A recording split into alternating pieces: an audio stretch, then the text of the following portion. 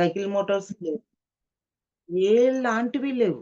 ఏలాంటి బండ్లు లేకుండగా, cycle Motors లేకుండగా వాళ్ళు సువార్త ప్రకటించిండ్రు పూర్వీకులు. హ్మ్. నేనే జూస్తున్నా. మా నాన్న 16 గ్రామాలు వెళ్లి కాలినడకతో వెళ్లి వాక్యం జెప్పేవాడు. ఆ కాలాన గుర్రాల మీద వెళ్లి వాక్యం జెప్పేవారు. నిజంగానే. ఇప్పుడు ఎంత ఇది అయింది అనంటే టెక్నాలజీ బండ్లు వచ్చినాయి, ఫోన్స్ వచ్చినాయి. ఫోన్‌లోనే ప్రేయర్ చేస్తాము. ఫోన్‌లోనే వారికి సువార్త ప్రకటించేటట్టుగా గూడా వచ్చింది. అది గూడా చేయలేకపోతున్నాం మేము. బండ్లొచ్చినాయి. వెళ్లి గూడా సువార్త ప్రకటించలేకపోతున్నాం మేము. అంటే టెక్నాలజీ మారిపోయింది. అప్పటికున్న టెక్నాలజీ నేన్ నేననుకుంటున్నా పూర్వీకులు చెప్పిన వాక్యము చాలా బలంగా వారి మధ్యలో ఆహ్, ఉంది గాబట్టి నిజంగానే ఈ మధ్యలో మనమందరము ఇంత ఎక్కువగా విశ్వసించుటకు కారణమైంది.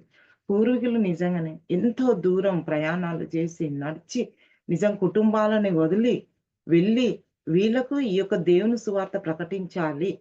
అప్పుడు శిష్యులు ప్రకటించినారు. దాని తర్వాత మన పూర్వీకులు ప్రకటిస్తూ వచ్చి గూడా ఆ కాలాన్ని నేను నా చిన్నగున్నప్పుడు చూసుకుంటే నిజంగానే మా నాన్న తిరిగి సేవ చేసే దానిని బట్టి చూస్తే నేను వెళ్తుండేదాన్ని మా నాన్న వెంట గూడా.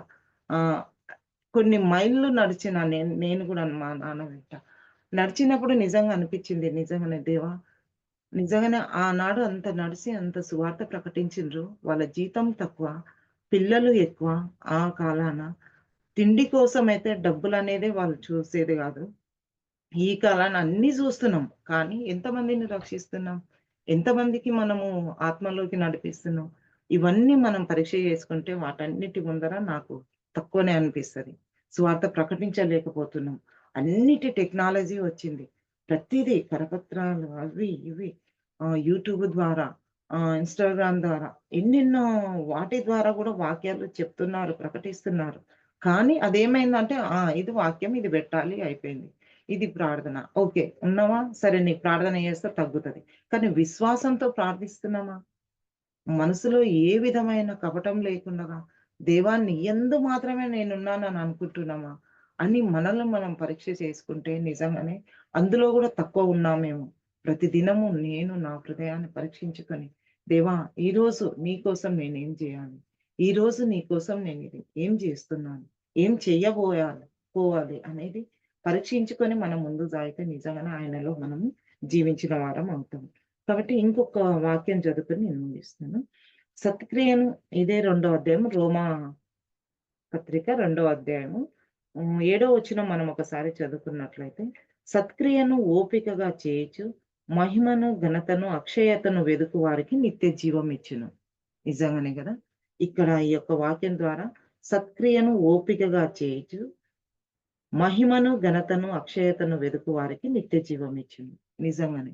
ఇవన్నీ చేసినప్పుడే మనకు దేవుడు నిత్య జీవం ఇస్తాడు అనేది మనం ఇక్కడ చూసుకుంటున్నాం. కాబట్టి నిజంగానే దేవా! నేను ఏ విధంగా ఉన్నా, నా కుటుంబం ఏ విధంగా ఉంది, నేను ఏ విధంగా పరిచర్య చేస్తున్నా, నీ యొక్క వాక్యాన్ని అన్యుల మధ్యలో ఏ విధంగా తీసుకెళ్ళాలి, కొన్ని ఆత్మలను నేను సంపాదించాలి. నా మట్టుకు నేను, నా కుటుంబము నేను, నా భర్త నేను, మా వారు మాత్రమే మంచిగుంటే చాలదు ప్రభువా! నీవు నన్నైతే ఈ భూమి మీద ఉంచి ఉన్నావు. వారి మధ్యలో నేను ఏ విధమైన సువార్తను ప్రకటించాలి అనేది మనల్ని మనం పరీక్షించుకున్నట్టే. బోధించడం ద్వారానే గాదు, ప్రార్థించడం ద్వారానే గాదు, దానికి తగ్గట్టుగా నేను, నా జీవితం, నేను కరెక్ట్‌గా ఉంటున్నానా లేదా అని పరీక్షించుకునేలాగాన ఉన్నట్లయితే నిజంగానే వాక్యానుసారంగా వాక్యానుసారమైన జీవితాన్ని మనం జీవించినప్పుడు నిజంగానే నిజమైన బిడ్డలంగా, దేవుని బిడ్డలంగా మనము నిరూపింపబడతామని నేను అనుకుంటున్నాను. కాబట్టి నిజంగానే దేవుడు నాకిచ్చిన ఈ యొక్క మంచి అవకాశానికై దేవునికి వందనాలు తెలియజేస్తున్నాను. నాకు ఈ యొక్క అవకాశాన్ని కల్పించిన హడప్ కమిటీ నా పెద్దలకు మరియు కమిటీ వారికి నా యొక్క కృతజ్ఞతలు తెలియజేస్తూ ఈ యొక్క చిన్న వాక్యాన్ని ముగించుకుంటున్నాను. Thank you. Thank you so thank much. You అమ్మా. Thank you.